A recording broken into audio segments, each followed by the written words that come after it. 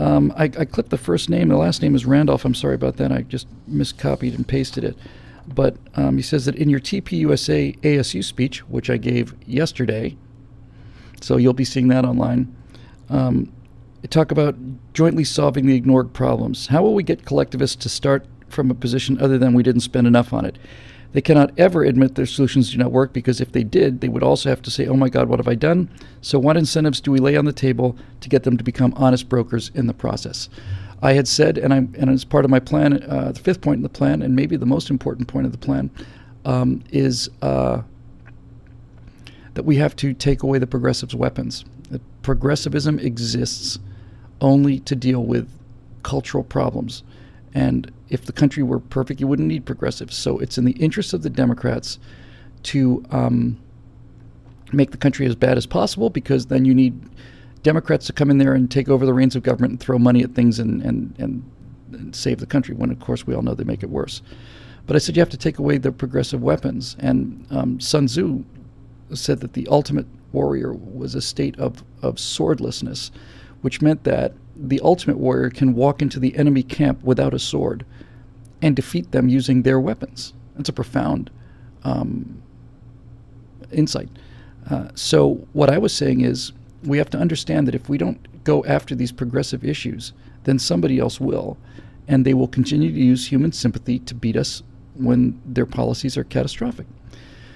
Now, people hear this and they start thinking, oh, so you're going to start compromising with these bastards. And it's like, no, I'm not going to compromise with them at all. But the reason I say we have to address progressive issues is because I don't ever want to lose to these swine ever again. I've seen what they've done to this country, and I've seen what they've done to the people under their so-called care. It's a catastrophe. But we have to understand that I'd like to keep winning elections. I like it better than losing elections, and I think it's better for the country. So how do we lose elections to these people? We lose elections because guys like Obama come in and start telling people teary stories about how hardship there is. And the American people are so fundamentally decent that they let them brand themselves as heroes and brand us as villains, even though they've destroyed inner city America. So when I say we have to take away their weapons and we have to cooperate on problems like this, I'm not saying that we have to cooperate on the methods of solving the problems. I'm saying we have to apply conservative solutions to the problems that progressives are getting elected on. So what does that look like? Well, for example, education. The progressive response to education is we've got the 27th best educational system in the world because we're not spending enough money on it. So give us more money, more taxes, and more government, and that'll solve the problem. My response is we already spend 4 times what the next closest country spends in terms of outlay, and we get nothing for it. The more we spend, the worse it gets. So the conservative solution to a progressive problem is to understand that the educational system in this country, especially in the inner cities, is appalling. In Baltimore, where 4% of students read at their grade level, 4%, it's not 4% don't read at their grade level, 4% do. And all the money that goes to these kids gets swallowed up by corrupt Democratic politicians. But just to take Baltimore as an example, we are spending $15,500 per student per year in Baltimore to get them the worst education in the world. So the conservative solution to this would be to realize that it's a 2-generation problem, that you're going to have to get people off of dependency, that this is going to, it took us 3 generations to get into it, it's going to take us 2 to get out, and that we cannot set the building on fire until we move the people out of the building. So how do we do that? Well, the first thing we could immediately do, is give these people choice, give them the ability to go to charter schools. Charter schools would be the end of the teachers' unions because charter schools would work. And once you break the back of the union power and their ability to elect Democrats, then you can start to work on the long-term solution. You have the ability then to work on actual solutions, which are getting people out of dependency. That's going to take a long, long time. So if Donald Trump comes out and basically does something that is privatizing or at least introducing competition to education and healthcare, you know you're on the right track. And we will see such a dramatic and quick improvement in life that if we can enact these things quickly, we actually may, in fact, be able to roll this ball for a long, long time. A long time.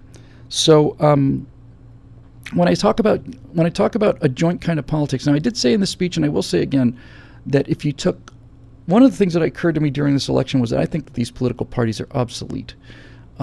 And I maintain, that you could put all the red voters on the table and all the blue voters on the table, mix them up, and you could come up with a party and a platform that would appeal to 80% of Americans and not sacrifice anybody's core principles. In a very, very, very tight nutshell, what I'm suggesting we do is we take conservative solutions to these progressive problems and deny the progressives another reason to be elected ever. And the inner cities are a great example of this. When Trump said he wants to make a new deal for black Americans, I thought this is the most brilliant political thing I've seen in quite a long time.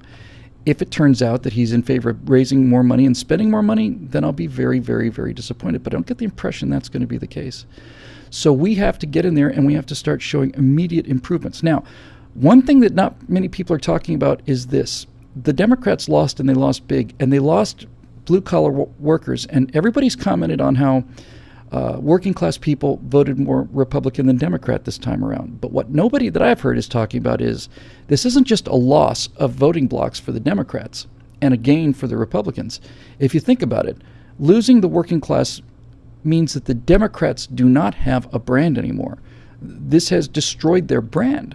The Democratic Party throughout history, at least as far as I've ever read, was supposed to be the party of the little guy. It's the party of the little guy fighting against the rich monopolies and the rich businessmen and the rich capitalists, and somebody's got to stand up for the little guy, and that's the Democratic Party. Well, what Obama has done and what the celebrity approach to governance has done and what all this spending and all of this corruption has done is sent the working class over to the Republicans. And so what is the Democrats' story now? This is the party of the little guy. It's always been advertised as the party of the little guy.